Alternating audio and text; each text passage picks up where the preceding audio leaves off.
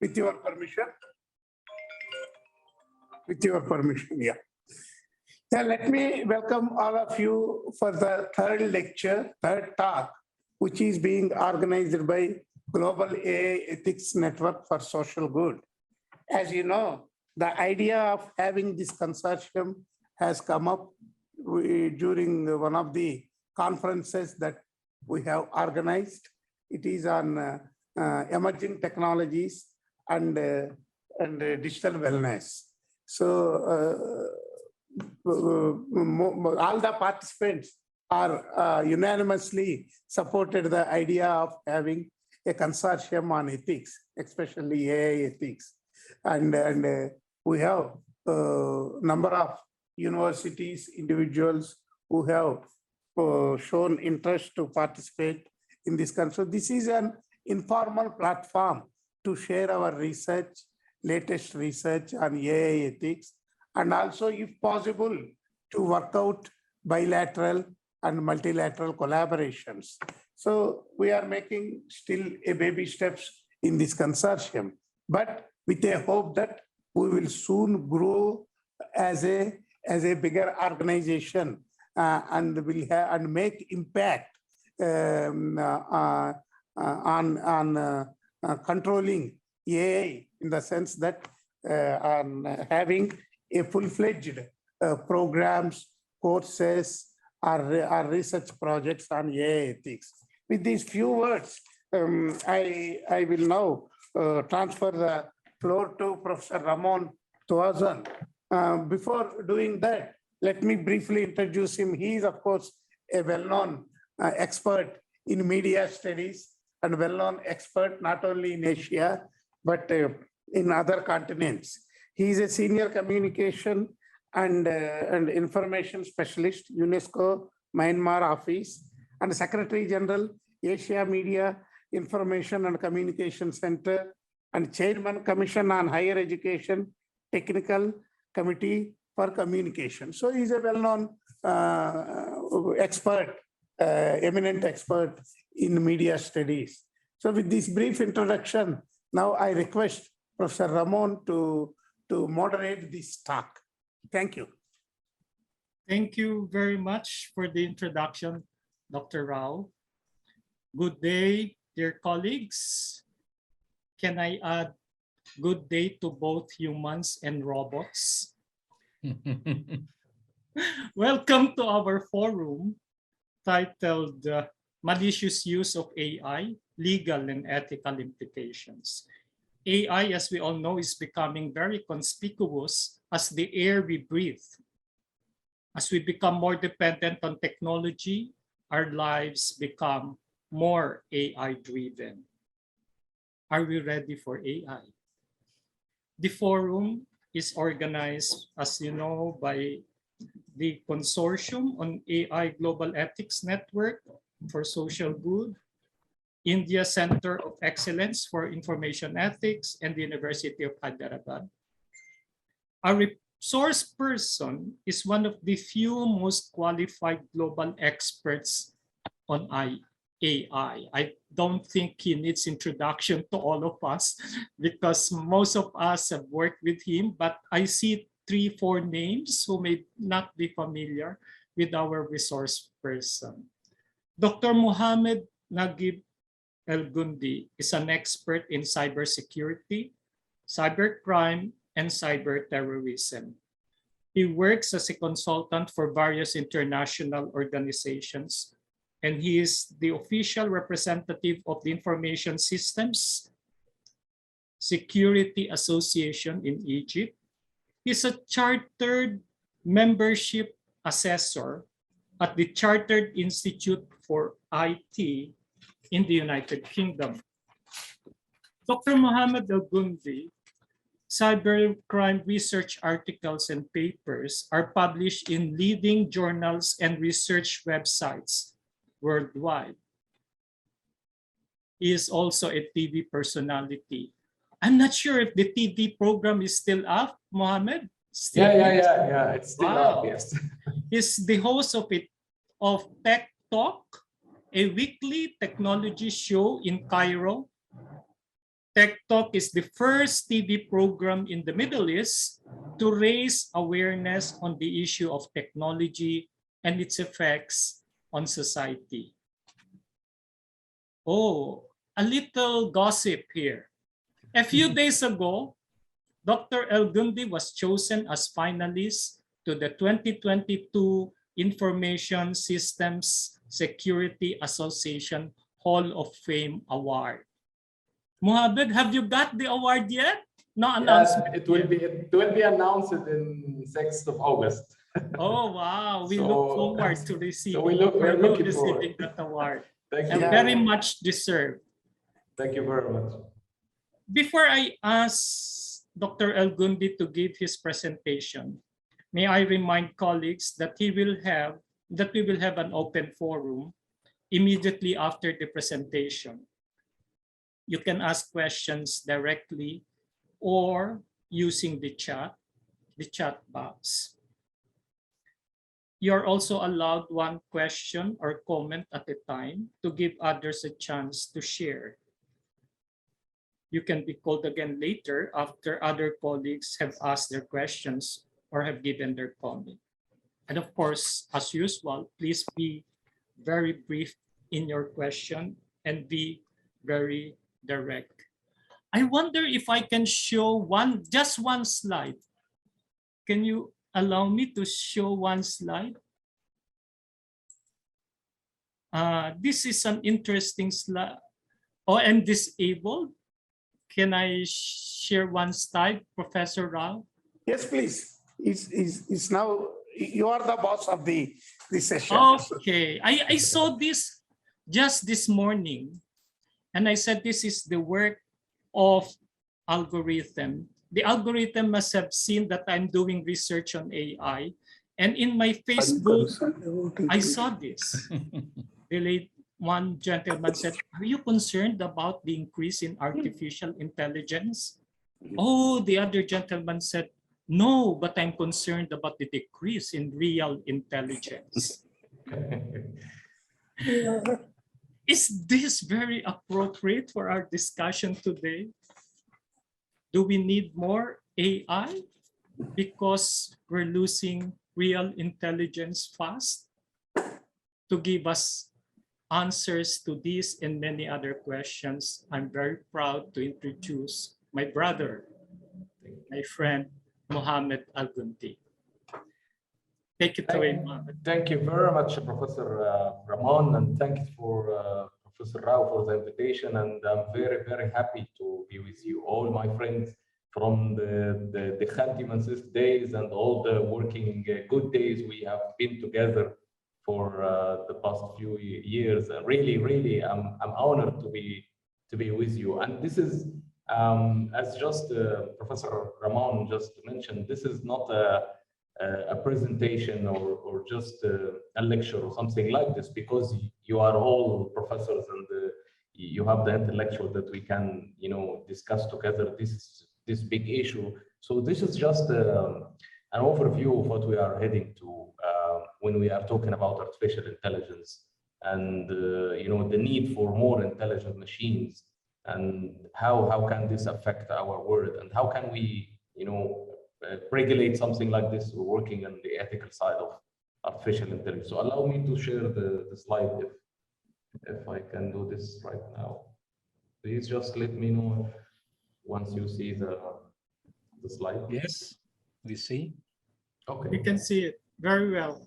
Good. So the title, as we said, we will be talking about the malicious use of artificial intelligence. So artificial intelligence is everywhere right now.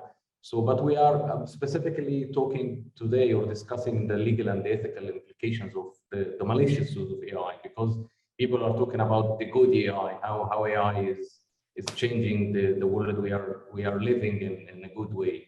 But not many people are talking about the bad side of artificial intelligence and how this technology is affecting the culture and society and every aspect of our life. So if we start with the legendary mathematician Alan Turing in the 1950s, When we said that in his famous research about artificial intelligence, can machines think? I think this is a very, very debatable question, and the answer to this question is very complex, and no one can answer this question in a specific way, especially when we are talking about something that can be understood from different philosophical way of thinking. So what the meaning of the thinking, and the meaning of the thinking machines, the meaning of the difference between the thinking human and thinking machines. And this is very, very, really debatable. And I will remind you of one of the very famous shots in the movie that was, on the very, very famous movie about Alan Turing and all the Enigma machine and all those very, very important events in the World War II. The imitation game. Yeah, imitation game.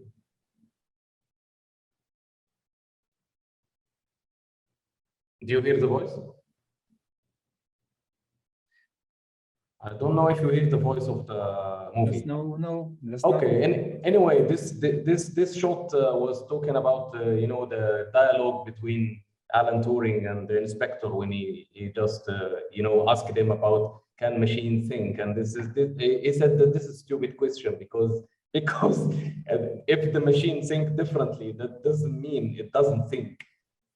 So this is very debatable, really, and very good shot that you need to watch again in the movie, The Imitation Game.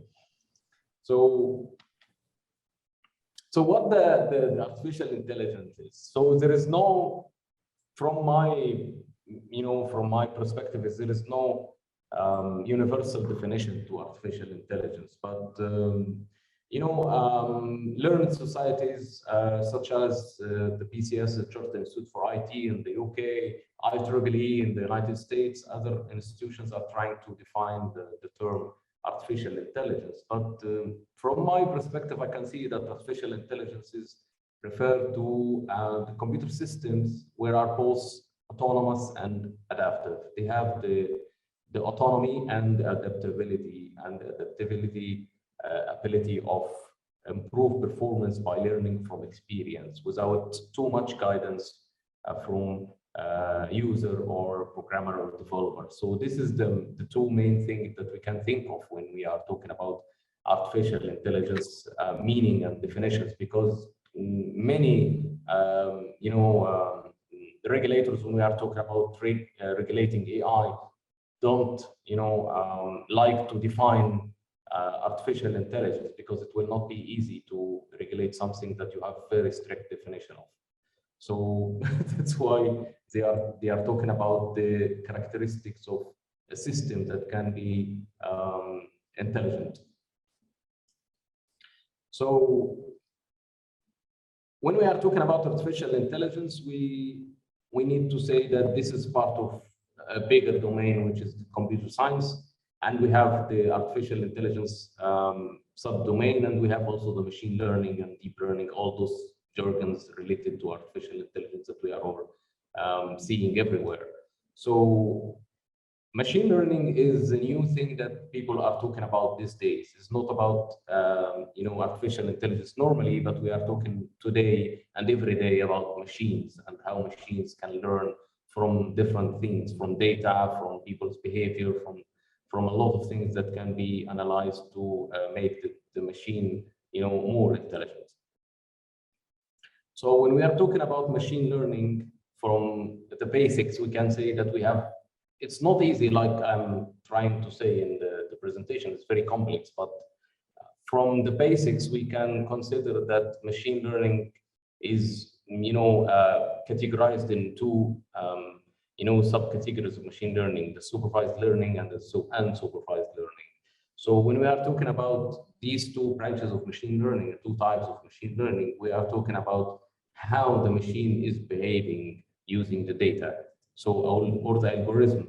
So when we are talking about supervised learning, we are talking about a machine learning approach that's defined by the data that has labels or data sets that train the algorithm with a specific labels. So these type of machine learning algorithms that are based on the labels and the data sets to train the algorithm can be used in different things like text recognition, for example, spam detection from the emails, customer sentiment analysis, and also object detection. All those things are based on the supervised learning.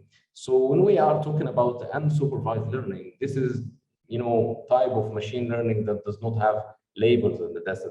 This is something that are looking for the anomalies in the data, things that are looking for the relations and something that can be classification of the data from things that people don't know and don't understand. So there is no explicit instructions of what to do with the data. So here is the meaning of the unsupervised learning. So that can be used in different things also in analysis, but not in prediction. So we can use it in data exploration, for example, something like recommender systems, like when you are watching something on YouTube and YouTube is recommending something for you that's based on, the learning of behavior of people who are watching something that they are they are, staying watching this video for too much time and all those things. So we are talking about things that can be used in policing, for example. These things are based also on the unsupervised learning. When you are talking about the crime prediction, things like the money laundering techniques, anti-money laundering techniques that can also, using the unsupervised learning.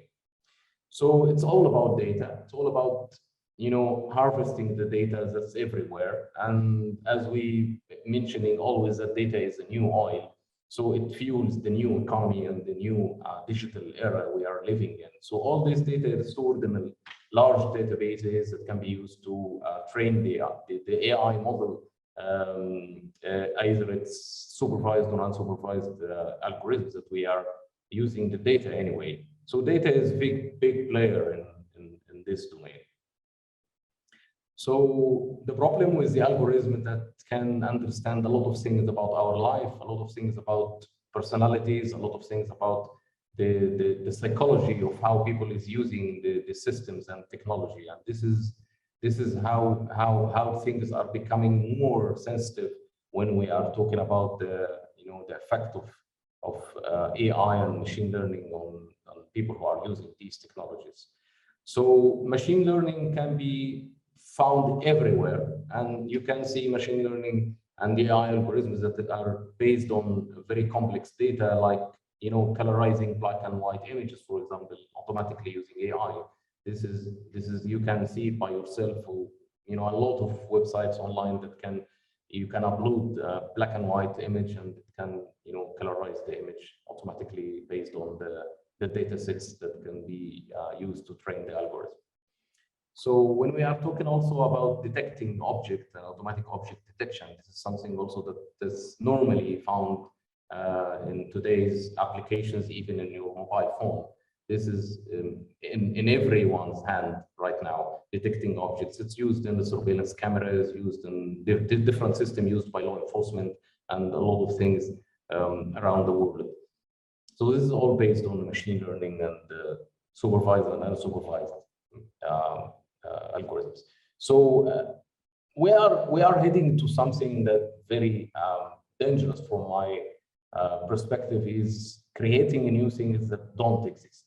And this is very dangerous when machines or algorithms can create something that does not exist, and you don't understand that does not exist. So we are talking about the existence of the reality and the change of reality using AI.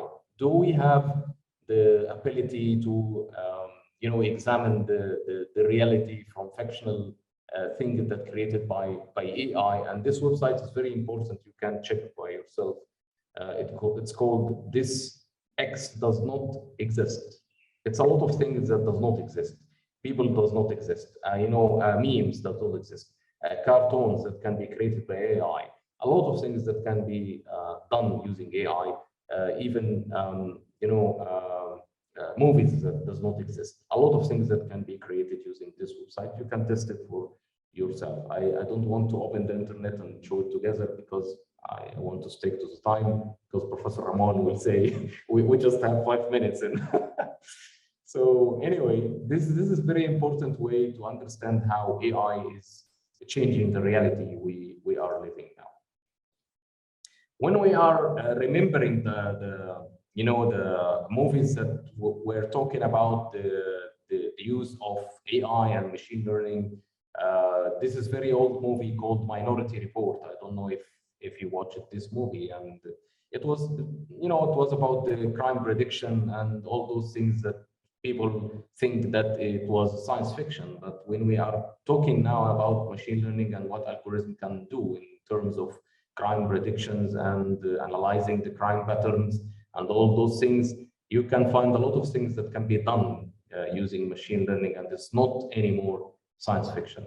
So people are arguing that this is a good thing. We can predict, how criminals are behaving and all those things. We can catch criminals and all those things, and this is a good thing. Okay, this is not a bad thing from my point of view. We can categorize it as a using of AI for good, for national security. If we put something like in national security between two brackets, we can talk about the criminal investigations, for example. Yes, we can use AI and machine learning criminal investigations. We can use it in crime prediction. We can use it in counterterrorism, for example.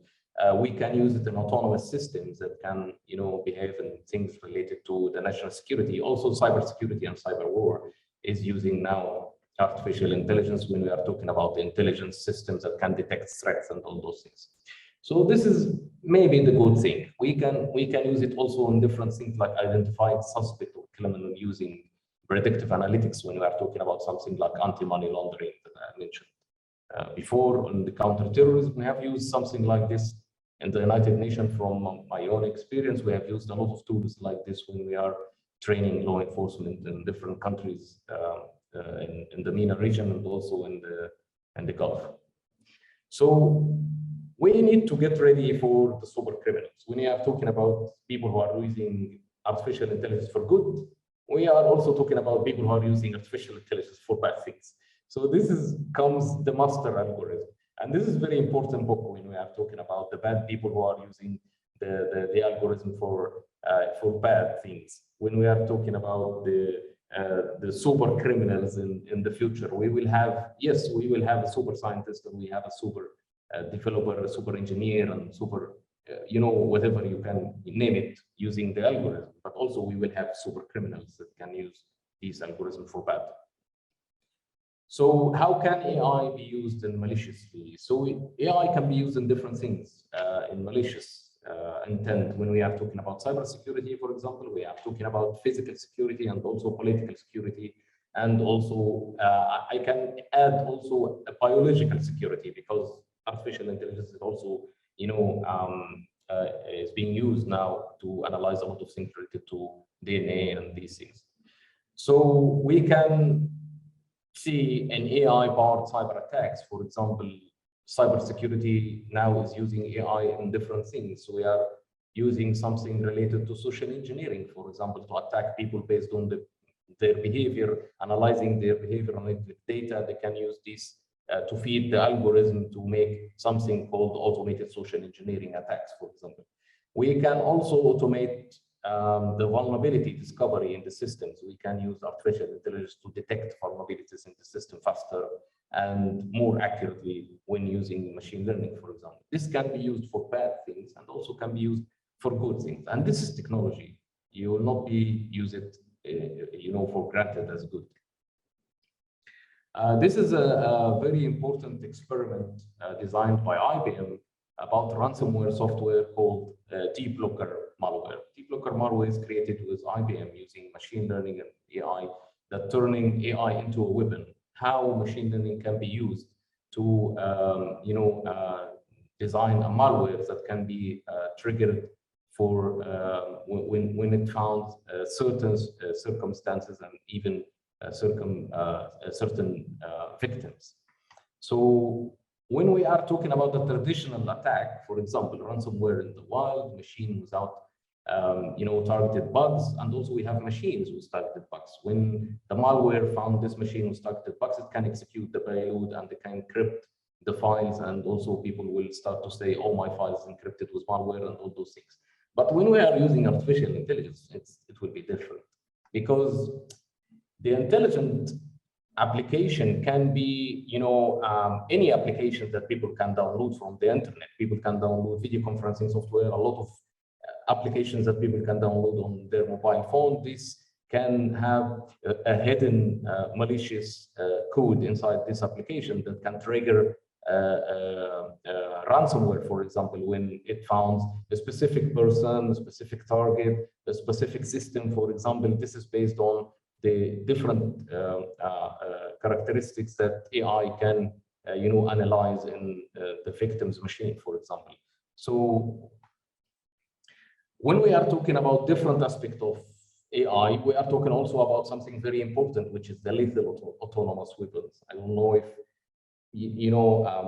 a lot of science fiction movies were talking about the lethal autonomous weapons and how AI can be used in machines to kill people easily and find targets easily. Something that people are talking about. This is, it was science fiction, but unfortunately, I can say that this is not a science fiction anyway, because if we are talking about something like this video, I don't know if you watched this video before. It was a fictional scenario created by a campaign on the internet for fighting lethal autonomous weapons and the advancement of AI and machine learning in weapons. When you see this very little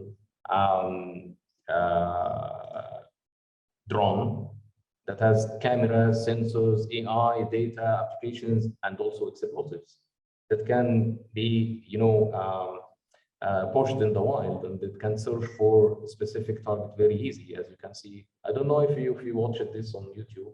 It was a campaign, targeting the lethal autonomous weapons and the advancement in AI related to lethal autonomous weapons. And people was saying that this is 2017 and this is very, strange, and this is science fiction. People will not design, weapons like this. But unfortunately, it's not like this, because this machine was designed by researchers. It's very lightweight. It does not need even GPS. It does not need anything to target people, just the AI algorithm, and it can find its way even in the woods. And it works, as you can see, with a very, very complicated navigation system using AI and machine learning. So it's not science fiction anymore. It's very, very dangerous at speed. So when it comes to using AI for something like impersonating trusted target, for example, people can use AI algorithms and can use specific AI systems to impersonate someone using his voice, using his videos, for example, that can do a lot of things, like, for example, used in phishing attacks, for example, or something like systems based on, creating a voice from voice print of someone and then call this someone to say that we are the general manager of a company and we need you to transfer money from some place to another place, and because we are, in a hurry and something like this, and the people in the sales department will recognize the voice of the general manager, and we will transfer the money. And this is maybe a science fiction, but it's not anyway. So you can find a lot of systems online that can do something like this. So when we are talking about this case, it's happened in the United Arab Emirates, for example, when a criminal used AI to clone company director's voice, and they really succeeded to steal $35 million using this AI system. And it's available online. Many people can use it, even in movies, even in things like creating fictional characters. You can use system like this one. It's called Altered. You can, use your voice fingerprint. You can create whatever voices you need. You can use another people's voice. People who are, selling their voice fingerprint. There's a lot of things that you can find on this system, and it's available online. Anyone can use it. So are we heading to something called synthetic reality. So we are moving to something that we cannot differentiate the real from the fake using these advancements in the artificial intelligence. So what I can say is, yes, digital versus reality and the dilemma of ethics. Yes, we are going to something I can say that it's called the synthetic reality, and I will quote Abraham Maslow. I don't know if you know this. This is very, very well known, in the psychology and yes, the pyramids. Yes, he said that a person's ultimate goal is to become everything that one is capable of becoming. So I think AI is helping us to become everything we are looking for to become. This is very dangerous. So what if an AI algorithm has the ability to use machine learning to know everything about you, especially your emotion, and it can interact with voices, text, and even video, and in different usage? What will happen? So what if an AI algorithm is able to accurately modify videos and audios of political leader and a public figure to make them say and do things that support its narrative? This is not a science fiction anymore, because we have deepfake, and we have a lot of things that created using deepfake applications that even it's free, anyone can use it online and open source. Even people who can understand the coding can use these open source tools. And this video is for the former president of the United States, Barack Obama. This video is created using deepfake. All people saw this video on YouTube, and it's faked. So it's faked using machine learning and AI algorithms. So even the people who are talking about the ethics of using these type of systems are very concerned about people who are using these things for bad intentions, like using this in pornographic movies and all those things that can create it, for instance, people to create something like this online. And when you are looking to this picture, I don't know if you have watched this before on YouTube. Anyone saw this movie on YouTube or this video? This is Morgan Freeman. Morgan Freeman has a lot of video clips online, and also his voice is everywhere. So someone created this experiment called the road to synthetic reality. How can we use the videos online from a public figure or someone who is, is a public figure? We can create a very, very faked video using something that does not exist. So we are talking about, this is the real video. What you see is not real.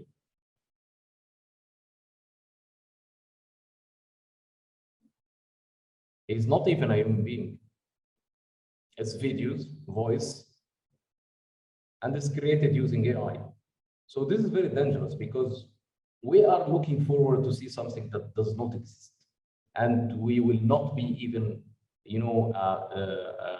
determined that this is not real.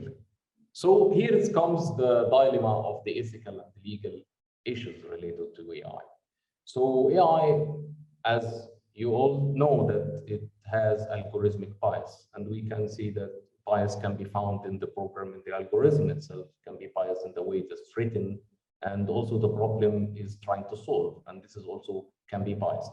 Also, we can find bias in data. We can find bias in people who are designing these algorithms. So this is all issues related to algorithmic bias. So can we avoid these problems? I think we had a discussion before this session with Professor Rao when we are talking about controlling things in the design. Yes, we can use something to avoid the algorithmic bias, like the diversity of the team who designing these systems. We need to avoid group thinking. We need also to use diversity of mindset, personality testing, for example. We need diversity of data, because data is not fair from my point of view, because you can use a historical data, and this data can be biased, for example, for certain things. We can use also a diversity of algorithmic models when we are designing some AI systems. This is very important experiment, and I can refer to the moral machine. I don't know if you have used this website created by MIT. It's about the moral machine and how can people decide on behalf of something like the self-driving car when it's heading for an accident, for example, when the brake failed, and this car will decide which side will take. So as a normal human, you can contribute to this experiment, and you can put your say how the machine can behave in some situations. And this is very important to understand the avoidance of algorithmic bias when designing such systems, and how can we use these experiments to expand the designing of the system from the beginning using crowdsourced technology on the internet. And this is a very important website, by the way. You have to look at it and see how can we expand something like this when we are talking about different applications of artificial intelligence. So there is a lot of approaches. From my point of view, it is scattered. It's not in one way or another. It's scattered. It's not in the same page. We have UNESCO initiatives that are addressing the ethical use of AI. We have also international organizations like IEEE, for example, when they are talking about the ethically aligned design. And this is very important, as Professor Rao was discussing with me, catching things from the design phase. Also, we have the Global Partnership on Artificial Intelligence, the Grade 7. We have also the UNICRI, the Center for Artificial Intelligence and Robotics. They are trying to put something related to ethical use of AI, especially when it's used in counter crime or fighting crimes or something like this. We also have the initiative from the Organization of Economic Cooperation and Development. They have principles based on the ethical use of AI in different applications. And it's very important because it's adopted by many countries around the world. We have also the latest regulation approach, which is proposed by the European Union. We have also this act. This is the AI Act, and it's causing a lot of debate around the world how they will be able to regulate something like this on the international scale. So here comes the say of UK, for example, when they said that this approach from European Union will not be as adequate as it can. And I will refer also to the BCS, the Chartered Institute for IT, which is I'm a proud member of this institution, and they are doing a great job really analyzing how European Union will be able to address something like regulating AI. And also they proposed a very important briefing on the government proposal to regulate AI, especially in the UK, because the UK government is trying also to establish an approach to regulate the AI and how it's different from the European Union approach. From my point of view, I would refer to this experiment and this briefing on the Chartered Institute for IT website. But from point of view, I think that is, it is the same approach like European Union and the UK, but there is some minor difference in the thinking and also in the design thinking when we are talking about the regulating AI from the design phase. Conclusion, we can refer to the European Commission principles when we are talking about the ethical use of AI and how AI can be, and benefit of the society. We are talking about the 7 principles of AI according to European Commission. It's stated that human agency and oversight, technical robustness and safety, privacy and data governance, transparency, diversity, non-discrimination, fairness, societal and environmental well-being, accountability, and all those things should be, with feedback. So we need to go on and forth when we are talking about something else. I will close with a quote from the legendary Neil Postman. I don't know if you read something for this Yeah, Professor, I really, really, we miss him in these days. Really, from personal point of view, I miss this professor in these days we are living in. Neil Postman, in a very very important speech to the German Informatics Society in 1990, he said, based on his book, Amusing Ourselves to Death, he said that informing ourselves to death. He said that they will give us artificial intelligence and they tell us that this is the way to self-knowledge. They will give us instantaneous global communication and they tell us this is the way emotional understanding. They will give us virtual reality and they tell us this is the answer to spiritual poverty. But that is the only way of the technician, the fact mongerer, the information junkie, and the technological idiots. And this is, I see we are heading to something like this because Neil Postman have always wrote and said things about the effect of technology on society, and we will pay something according to the advancement of technology in our society. So thank you very much, and I hope you enjoyed this little presentation. Thank you very much, Professor Mohammed El-Gundi. Thank you for evoking fear in our hearts and minds, but at the same time, I think also evoking hope and optimism, yes. Right? Because you have shown both sides, the bad side and the negative side of AI and ML. So we now proceed to our open forum. No need to use the chat box. I think we're all friends. There are very few of us. So anyone who would like to start? And There's one hand raised, and I will be happy to speak after Edgar Hello. de la Lamon. Hello, can you hear me? Yes. Yes. Hello, am I on? Good. It's evening in the Philippines now. The talk was very enlightening, but I'm actually blind. No, I have retinitis pigmentosa, and it's been 6 years since I got totally cannot see anymore. I can only see the light or the flash, but not anymore anything. However, I'm using this talking gadget, Android cell phone, the talkback of gadget that helps me become independent. In fact, I just emailed Prof. Ramon yesterday and I texted him, and I basically am independent. But there's indeed the degree of fear because of the vulnerability I feel, because sometimes my gadget, just without me touching it, reports that there's something going on. For example, the language changes from English to Vietnamese, something like that.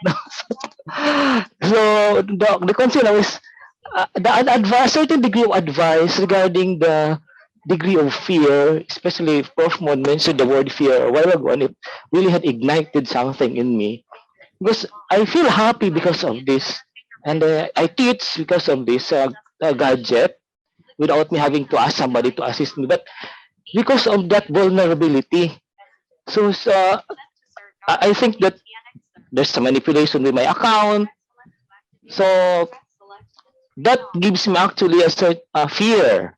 So I would like to get some insights on, should I be feel more somehow get more worried, conscious, or paranoid, or to enjoy more with this? Because right, I feel comfortable with this one. I can teach. I joined this session without me having to ask somebody to help me play something, because this the talking gadget directs me and everything. Okay, I'm using 2 gadgets right now. So thank you very much. Those are just my concern.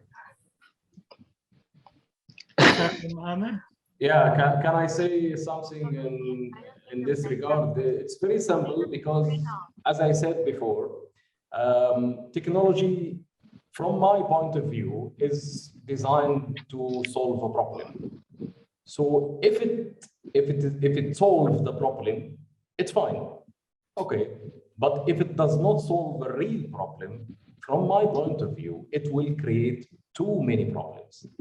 So this is what I can say is, yes, it solves problems, and this is good. So we have to work on the design of the technology, that we need to design this technology for solving societal problem, for helping people to be better, to helping people to be independent, helping people to be more engaging in the society and all those things. Yes, for the advancement of humanity, yes. But if we are designing a technology that is not solving any problem, but just to say, we are making technology for good. This technology is good. Yes, it's good. To what problem this technology is trying to solve? So if it does not solve the problem, so it creates many problems. Correct. Thank you. May I Thank now- you. Thank you. May I now ask Galit, please? Can I raise my hand? So Thanks Professor a lot. Galit. Galit, then I go to Alfredo. yes. Many thanks for a very, very rich presentation. I really Thank you. enjoyed it. Thank you. And I would like to offer a direction here. And my direction is, it starts with, I think, the only point that I disagreed with you. You, in one of the relatively early slides, you showed how AI algorithms can predict personality. Yeah. And you showed that there was a 59% to recognize artistic flavor, kind of. Yeah. And 59%, like, it's like flipping a coin. Coin would give you 50%, right? Yeah. So sometimes we're kind of mystifying AI, and it can do a lot of things, but there are some things that it can't do. And in that sense, and with this in mind, I would like to jump to the end of your presentation. And you gave a very detailed and correct overview of all the efforts that are being done, regulatory, soft regulatory, everything. It was really, really good. And I'm thinking maybe we should direct regulation into, I would say, kind of directions, meta directions in a sense. One of them would be to show whether it works or not. Like, you know, drugs, we have like FDA in the United States and in Europe and elsewhere, that they test whether something works or not. And we need an expert to do that. We can't do that alone. And this is number one that regulations should do for us. And the second thing I think, and again, this is meta, and I would really appreciate your opinion on that. And the second thing would be to identify the source. Who is responsible? Who did what they did? On which data they came to these specific algorithms? With what data they used? And in that sense, you know, making us trust the algorithms and the systems as a whole. And I'm wondering whether these two principles can be kind of meta principles for the 7 principles, for example, that kind of expand the fact model in a sense. I'm just wondering what you think. Yeah, I think you are correct. We are not, you know, we are on the same page anyway. So because I see that AI definition is very vague right now, and also in terms of the you know, initiatives that are trying to regulate AI is not on the same page, and it's scattered, as I said. And I think we need people who are able to understand that if this works or not, as you mentioned. Something like maybe we need people who can say that we call them maybe an ethical auditor, for example, or something like this. So we need, yeah, we need an ethical auditors to understand if this is ethical or not, according to the principles that we are talking about. So I think it's not easy, and the approach is very important when we are looking forward to educate people from the beginning on how these systems are working, and also educate people about the history of technology, because educating people about technology alone will not do anything. So we need people to understand the history of technology and its effect on the humanity. Alfredo, and then we go to Siva. Oh, thank you very much. Sorry, because on my interface today was not the raising hand option. So one short remark about the imitation game, I mean the paper and Alan Turing. So finally, the United Kingdom issued some banknotes, 20 pounds with Alan Turing on Yes, front. yes. And this is good. I Yes. really appreciate because we all suffered for this idea to hide and to, let's say, do not consider the genius that he was. Apart from this, I fully agree with the presentation. I really appreciate all the different topics and the full coverage you did. You know, at the end of the 80s, we consider the artificial intelligence like the fight between Big Blue and Kasparov and Spassky, and the, let's say, the approach and the outcomes were in some way understandable by humans.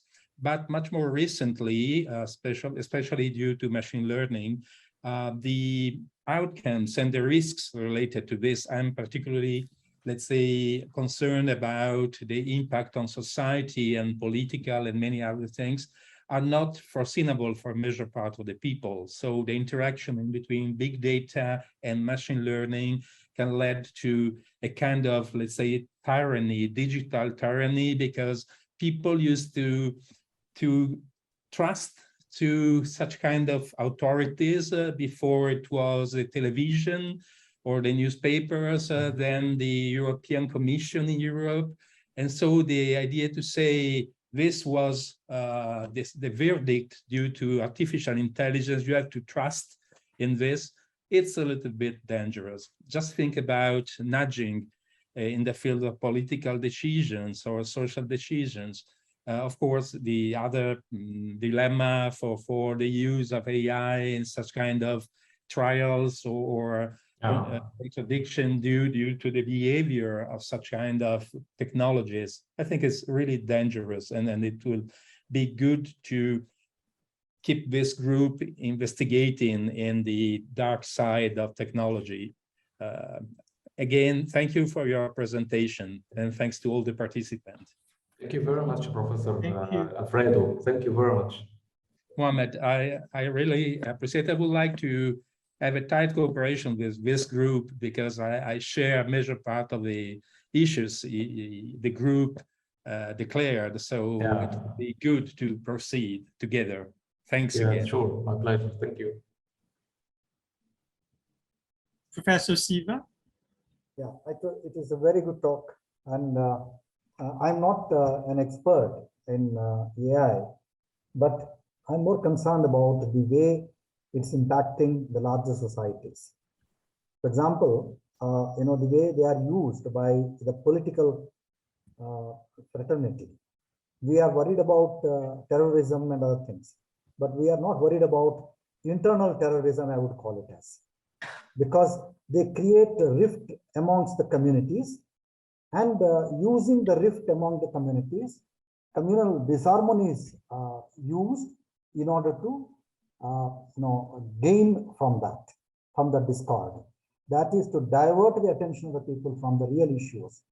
Now, AI, deepfakes and other things are used, both in social media and other areas.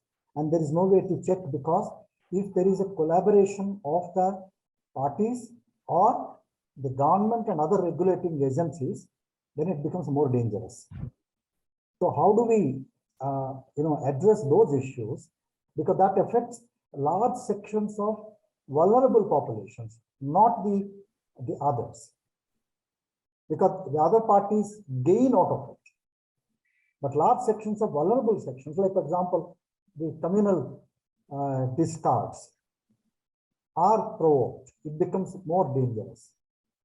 And it creates a much more worse than the terrorism kind of issues. That I'm worried about. I just wanted to ask you over that. Thank you. Thank you. Professor Badir, Feto. And then we go to Anuta. Good evening for anyone. I wanted to ask Dr. Muhammad and thank him for this valuable presentation. Really, I am enjoyed and read more information from you. Anytime I follow your lecture, Dr. Muhammad, thank you very much. Thank you الله very يجعل في much. ميزان حسناتك. Thank أنا you أحب very much. I wanted to ask you about artificial intelligence regulators in our Arab countries generally and Egypt especially. Thank you very much. Thank you very much. Thank you, Professor. Professor Ramon, do you want me to answer?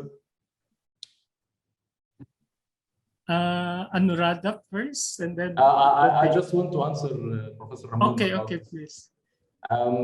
In terms of Arab regulators, when we are talking about AI and we are talking about machine learning and all those things, from my point of view, as someone who is living in the Arab countries, I think that we are too far when we are talking about regulating and ethical use of AI. We are still putting or designing strategies for AI in the Arab countries. Egypt, for example, has a strategy on AI, and also United Arab Emirates has a strategy on AI, and different Arab countries trying to draft strategies for AI. But from my point of view, drafting the strategy is not the only solution.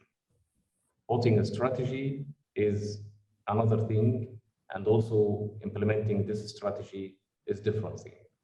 So what I can see is we have documents, but we don't have real actions in real life.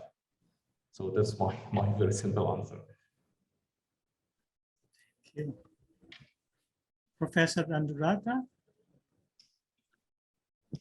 Please. Hello, Mohammed. Yes, thank you. Thank you. Thank you. Mohammed, thank you very much for absolutely rich presentation.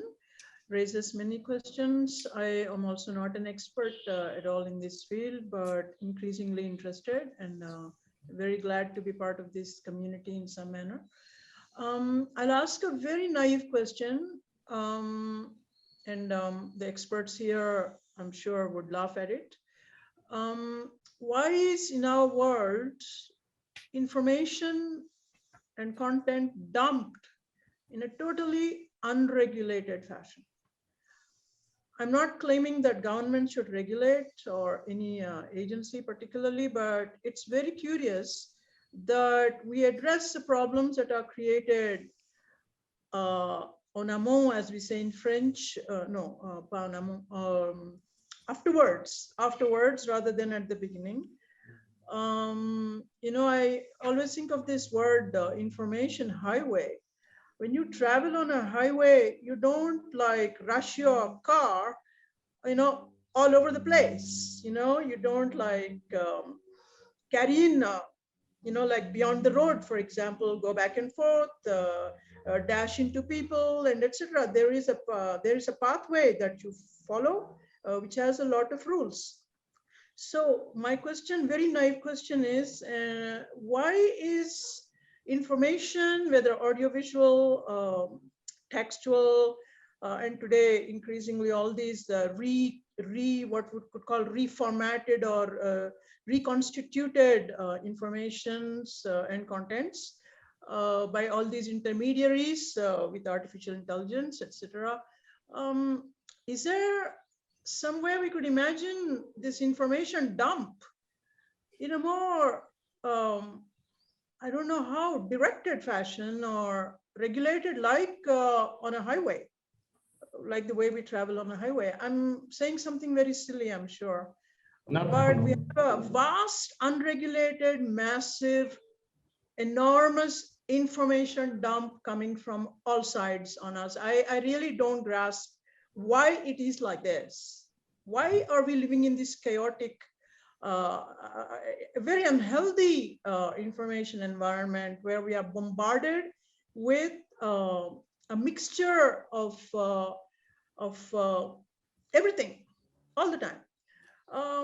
Like YouTube, for example, it is a fantastic means of opening up a space for people to express themselves, to share information, etc. But it's at the same time a sewer at the same time. So why do we live in this sewer? Is there some other way to do this?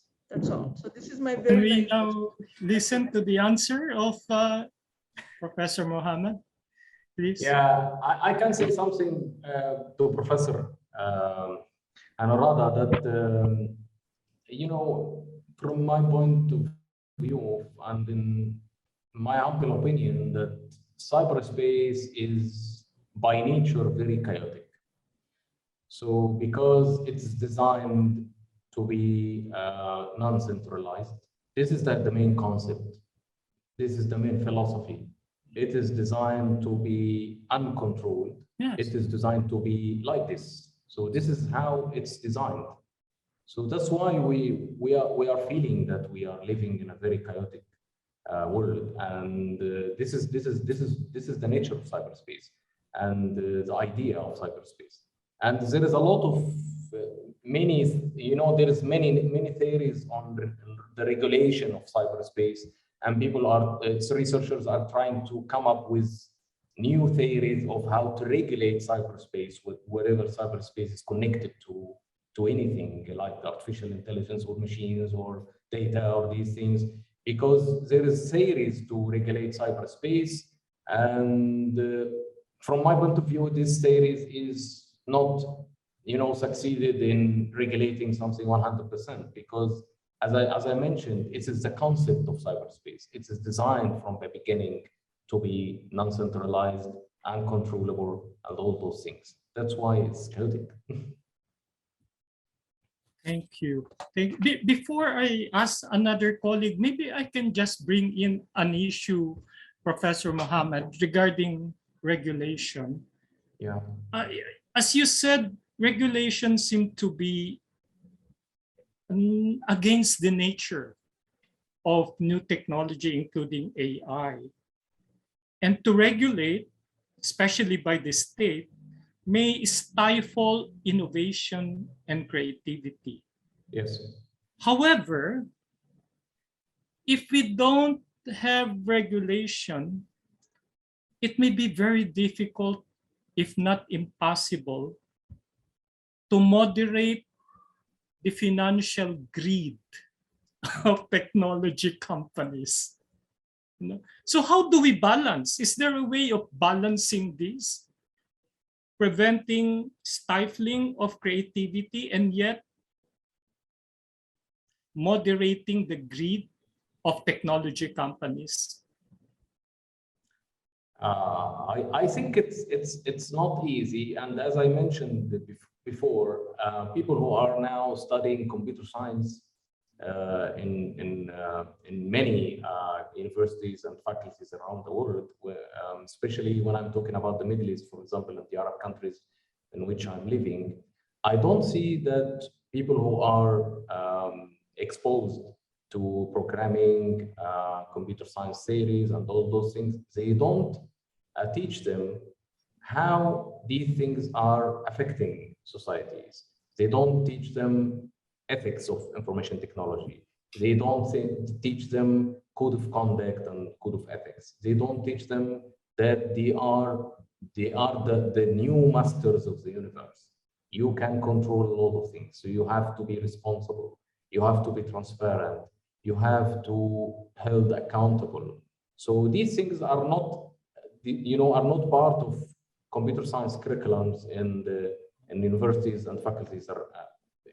From in my countries at least, but I think this is a global issue, because people don't don't teach, they don't get taught on these subjects. I think this is a global issue, not only in the Arab countries. And I think also that education is very important. People need to be educated about these things, about the effect of technology on the society, to make this balance. Because if you are not, designing, curriculum or, something related to education that tell them that what you are doing is affecting everyone in the society, they will not, and they will never know something like this.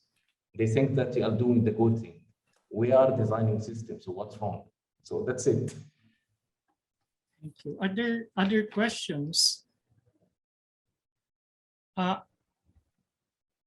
Maybe I can mention this now. If is insisting on regulation the only option? How about what UNESCO has proposed, the UNESCO recommendations on ethics? Will promoting ethics be an option to regulation? And perhaps if you have read the UNESCO recommendations on AI ethics, is there any gap or missing point that UNESCO should try to consider? Professor Rao is trying to answer this. No, I'm not trying to answer to his question. Just I want to add, before doing that, thanks for your very balanced presentation, exposing both positive and negative sides of the AI. Here, we are all concerned with the misuse of AI. Okay, so for that, whether we need regulation or not, that is the question. But in my view, personally, I feel that a regulation is required, especially from the governments. But at the same time, the regulation should not disturb the innovation. So we are not here against the innovation or regulating the innovation. We are only regulating the misuse of innovation. So that's why we need instruments, policies from the governments to regulate the AI use, AI cycle, total cycle. So I think recently China has proposed a policy on algorithms. So if we can control at the level of algorithms and at the level of designing technology itself, I think there is a possibility to regulate misuse of AI. And AI recommendations, UNESCO recommendations mention about the misuse of AI, but do not have any recommendations on how to regulate it, how to regulate the misuse. Thank you. Thank you, Professor Rao. Ms. Galit, please. You're muted, sorry. Yeah, I'd like to continue with this line and connect it to the very good comment from Anuradha. And here I think that the regulation we have in transportation can inspire us in many ways, because this kind of regulation tells us how fast we can drive in certain roads. Some roads we can drive fast, in some roads we should drive slowly.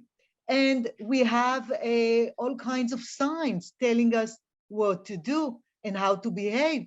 And for some operations, like driving a car, one needs a license, at least in most countries, right?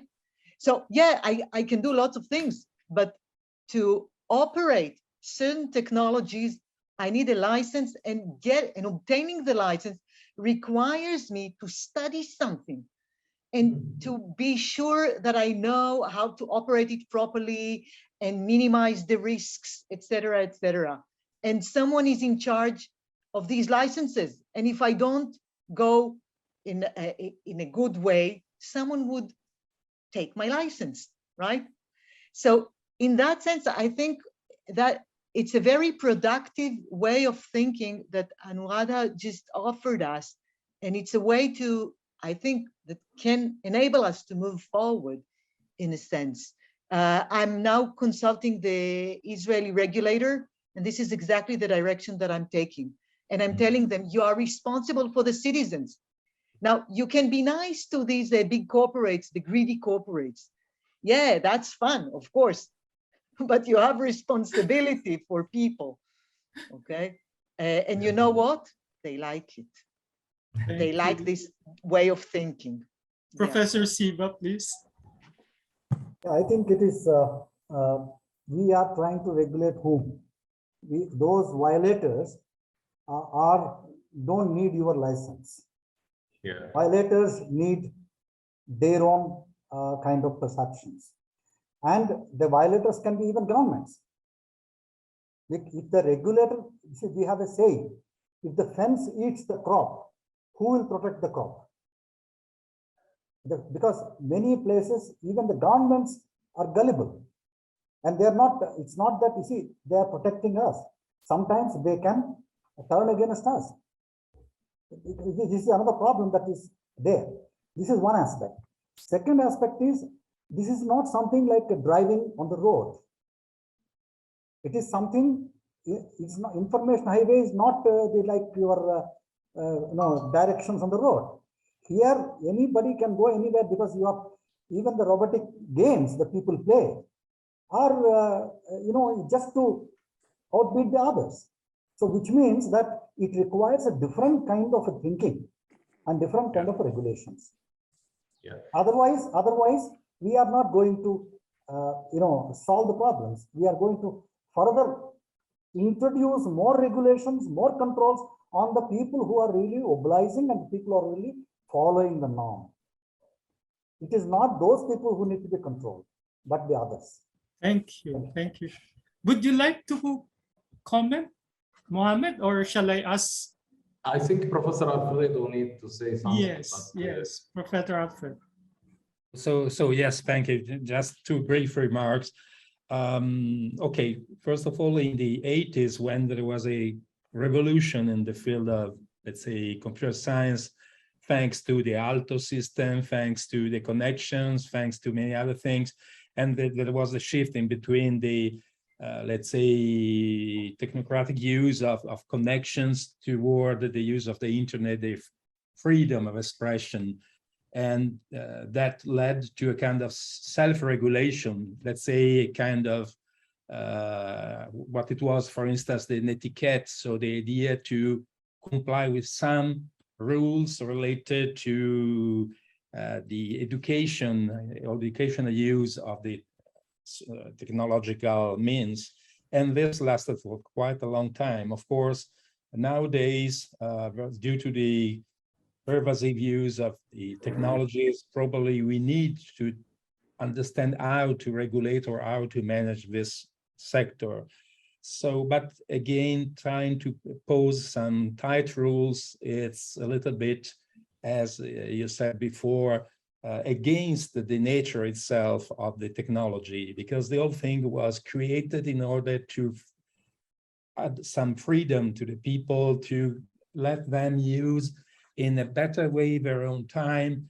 and this led recently to the creation, of the group supporting the idea of the betrayed revolution. So they said people working at the Palo Alto Park Research Center, or people that developed the PC at the IBM Thomas Watson laboratories, they said, we did such kind of things in order to better the quality of life of people. Alan Kay said, I developed different systems, including the laptops, in order to let the people enjoy quality time while be connected or would be able to work in a nice environment. And this was, and I think still is, the, let's say, the environment in which we consider the use of technology. On the other side, in many times, this became a kind of tyranny. And so nowadays, again, this group of people said, now we are slaves, so we are framed by technology. And this, again, calls for some rules in order to restore a kind of freedom. So we are always controlled by our smartphones, our bodies, like the bracelet that sends information to China, or our CCTV that are almost everywhere. And so we needed to find a golden balance in between the rules and the use of technology and the freedom of creative people to add some more technology if they think this is useful. To conclude, I think for quite a long time, and still even today, technologists are developing technology by itself. So sometimes I do not think about the impact on society and the dual use of some technologies that are thought for the benefits of humans, but sometimes can be turned into some kind of nightmares. So it's really, I think, a tricky question, this about the regulations, and there's not a unique solution for this. But it's nice to talk about it. Thank you very much. Thank you, Alfredo. I'll go back to Anuradha as the driver of the information superhighway. Driver license. Actually, this discussion raises so many thoughts, and I'll try to summarize what came to me. Yes, it started in total freedom with an absolutely utopic intentions, the original creators of cyberspace.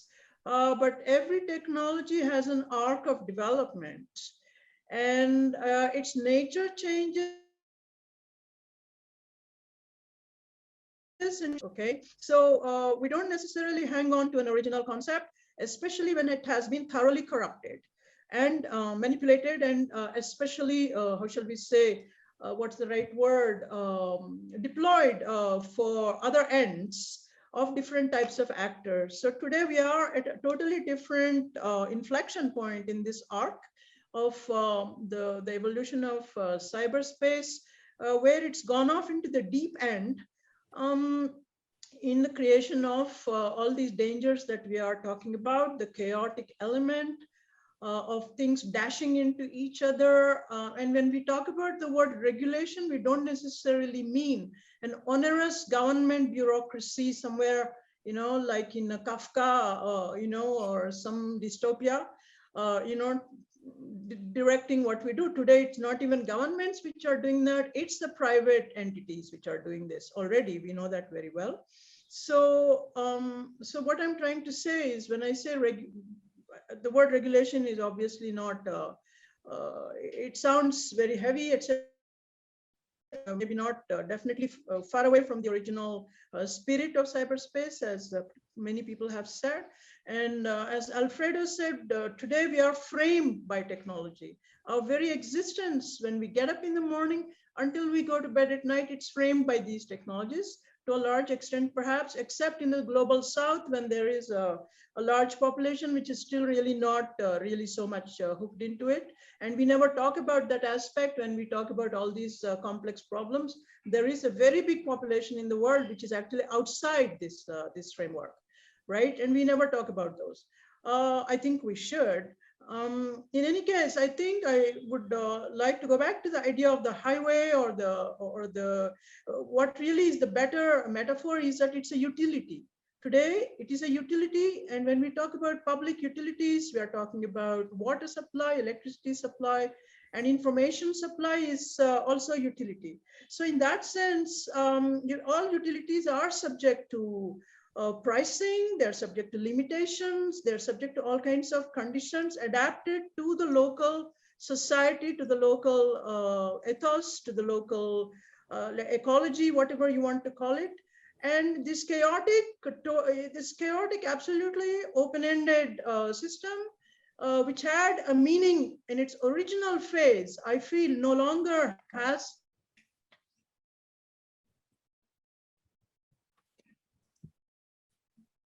Oops. Are deployed, it's manipulated, it's used for power, it's used for enormous profits, where we are all, we are the product, as you all know. I don't want to be the product. So I don't know, I think there is something to be said for a utility regulation. And as Galit was saying, a training, for example, when we take a license in France, where I usually live, right now I'm in India, but the licensing process is exceedingly tough. You need to learn a lot about the road, about how to drive, it's extremely tough to go through those. So why don't we have this type of, this is what we could mean by regulation, not necessarily a top-down, heavy-handed, kind of control, but at the individual level, a person should be trained to be able to operate on the information highway and be quote unquote licensed. I don't know how that would work, but that would go a long way against, first of all, it would create an informed citizenry who is trained, which is trained. People need to be trained. And so we do not enter this information kind of space in this very chaotic, dangerous in many, many ways. Like one big danger is for children. Children are subject to so many dangers in this unregulated, chaotic space, where the idiom of freedom, which was at the beginning kind of the key word, is really no longer so operational. So because there are these heavy, big actors who manipulate everything behind the scenes and who are using us as products. So I'm sorry, I went on too long, but I still think there is a very, very good metaphorical, at least on the metaphorical level, the use of the idea of all of us being licensed to be to use this space in a responsible way. Thank you. Thank you, Dr. Anuta. Can I, Sorry, Mohammed, do you want to say something? No, I just would like to ask your sorry to forgive me, but I have to leave because I had another connection exactly now. So it's a pity to miss the following part of this nice, let's say, discussion, but please forgive me. And I say bye to all of you. I hope to keep in touch with you very soon. Thanks a lot. Thank you, Alfredo, for the inputs. Very thought-provoking, and we'll see you soon. Hopefully, thank you again. Thanks a lot to all of you. Thank you, Professor. Thanks, Mohammed. Thank you for joining us. Thanks Edgar, for joining us. can I hear your inputs before we are on the last few minutes of our discussion? Can I say something, Professor? Hello, sir. Yes. Am I audible now, sir? Hello. Okay. Yes, you are audible. Yes, we can hear yes. Actually, I was thinking about motive. So too much regulation will become very burdening. So how about the act of balancing could be focused on the context of values formation? Because I remember this particular anecdote from Enemy of the State. Who monitors the monitor of the monitor? So basically, it boils down to the context of motive to the one creating AI. So I still support the idea that we need to, apart from regulation, we need to go to the other side by having to train the proper attitude and values of developers, to balance the context of regulation. I think that could be one factor that will give us peace as we use technology, because we feel confident that the sad thing is that we are into a context of there are many people who use technology, and there are only few people who control them. And what about these people who control technology or AI? So we are actually at the mercy of these people. So I support the idea of having to balance regulation with the context of values formation, especially for younger generation now, who will become the future developers. So I think that's one context I take from the context of education. Thank you very much. Thank you very much. And maybe that issue can be brought to the attention of Professor Rao. Professor Rao, are these values, is the UNESCO recommendation, do they contain enough values that would guide us? Yeah, I think once we have to now concentrate in UNESCO on the other side of the AI, that means regulatory part of AI. Because you see, what I think is that any activity, when it is diversified and reaches a certain point, it needs regulation. And especially the activity that is impacting the society and humans has to be regulated if it is misused. So in that sense, regulation, we have to take it in a positive sense, not in a negative sense. So I think now we have to bring it to the notice of the UNESCO to come up with, to add to the recommendations on AI ethics, the recommendations on regulation of AI. Thank you. Would you like to comment, my dear friend Mohammed? Yeah, I just want to thank you very much for the inspiring discussion, and also want to thank everyone for all the points that were raised during the discussion. It was really, really very inspiring. And I just want to add very simple thing related to regulation. When we are talking about regulation, we will start thinking about government regulating things. And when we are talking about regulation, I think we need to go back to the main theory of law, because I think that the theory of law need a new philosophers of law in the era of cyberspace and synthetic reality. I think we need new philosophers when we are talking about regulation in cyberspace, because the traditional theory of law need to be changed. I think it's not the traditional way of regulating thinking things is that should be applicable on cyberspace. Yes, we need regulation, but not the traditional way of regulating things. Yes. That's what I'm thinking, is that we need new thinking of law. We need new theories for law, because law is inherited in the society, in the traditional society, and now we are living a new type of society, it's a new dimension for the society. So I think we need to change the traditional theory of law. Sorry, I was I was putting something in the chat box that we are about to close in a few minutes. Just before we close, there's another issue that Professor Anuradha mentioned, and I'm going to tweak it a little. Years ago, during the time of television and radio, we introduced the concept of public service broadcasting to highlight that the frequency or the spectrum is part of public good. We have libraries, and there are those who cannot afford libraries. So the state invested in public libraries. There are states investing in public health system.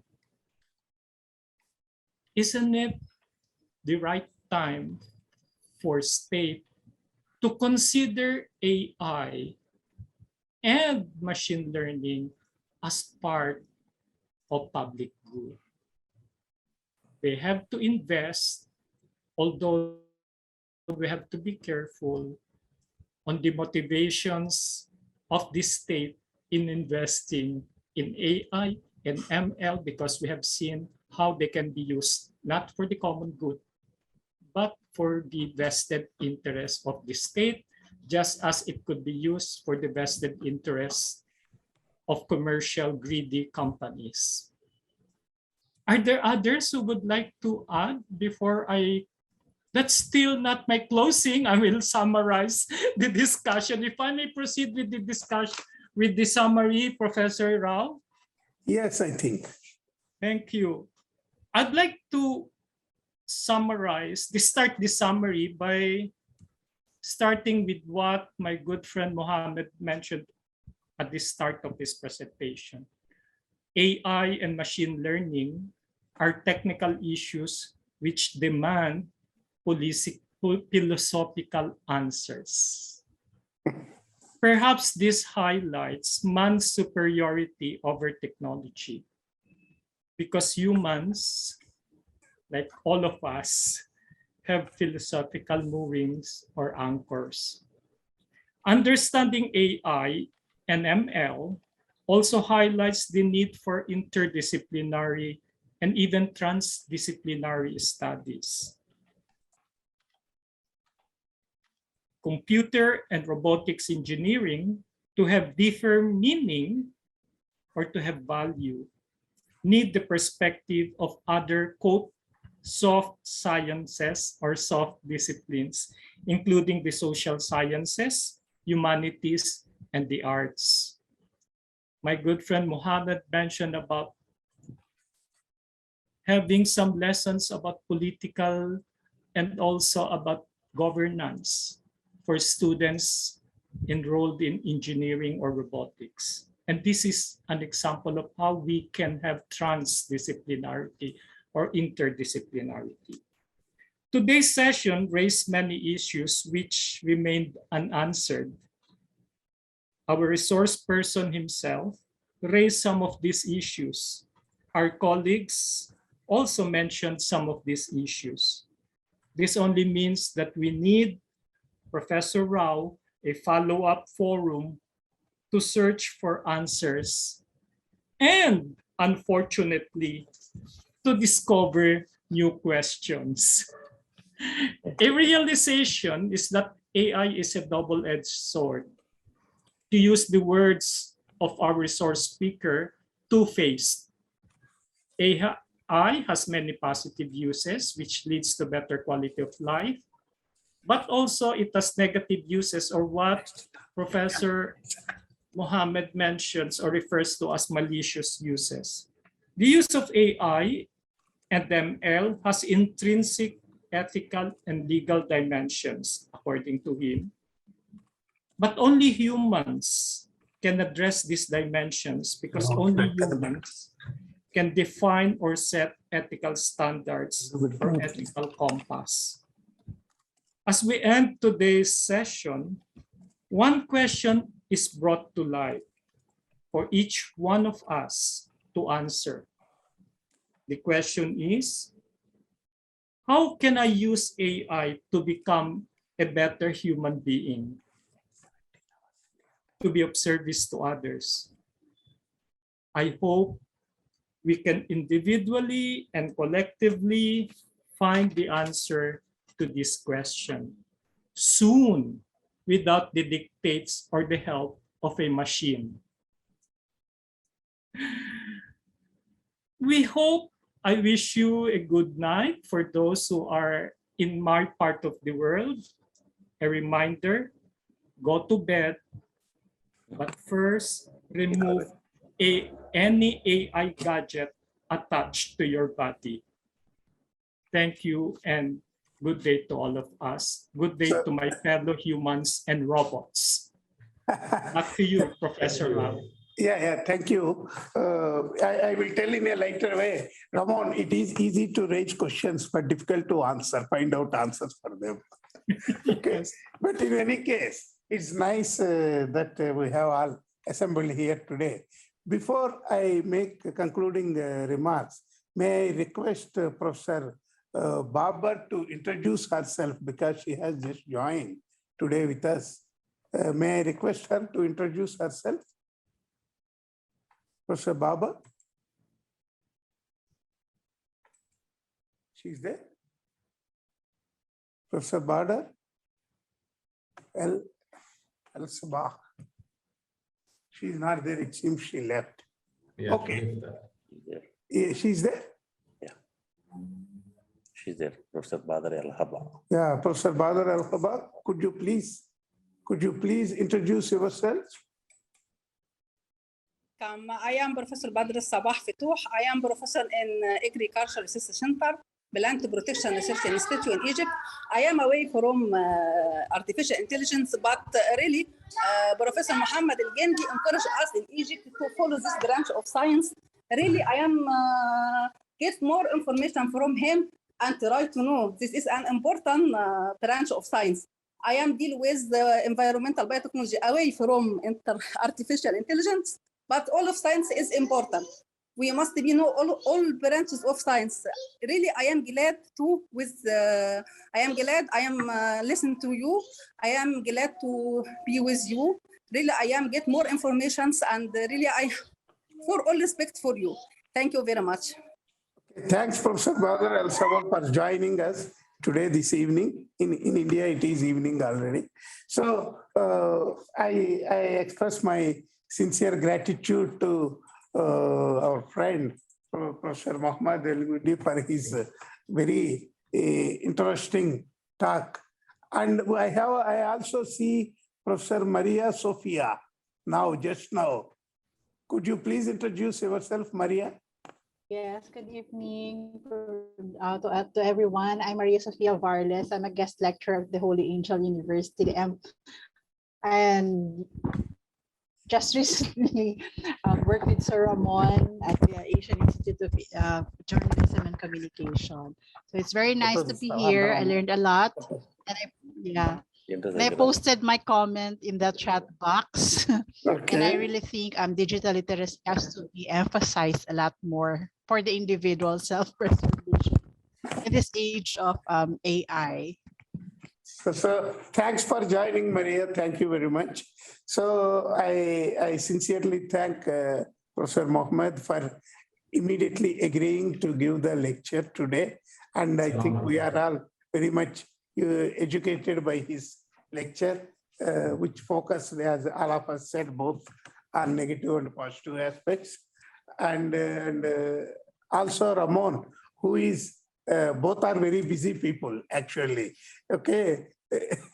But Ramon also immediately accepted my request to moderate this session. So thank you very much. Thank you all for joining. And the next lecture will be on 22nd September at 15 hours India time. Please block your date so that all of us can meet on 22nd September. And another announcement is that, as I already said, on 29th September, we are organizing a regional conference on the recommendations of UNESCO on AI ethics. So I request all of you to join us. So the scholars from industry, scholars and policymakers from different parts of Asia will be joining and tell us how the AI recommendations of AI ethics of UNESCO can be implemented in their countries and what are the challenges they are foreseeing in their implementation, etc. So once again, I thank all of you, and my special thanks to Professor Mohammed and Professor Ramon. Thank you very much. Good night. Thank you very much. Thank you very much. Good night. Thank you. Thank you. Thank you, everyone. Thank you very much. Bye. Keep safe. Goodbye. Keep safe. Goodbye. Thank you very much. Bye, Sir Ramon. Bye, Sir. Bye, Ma'am.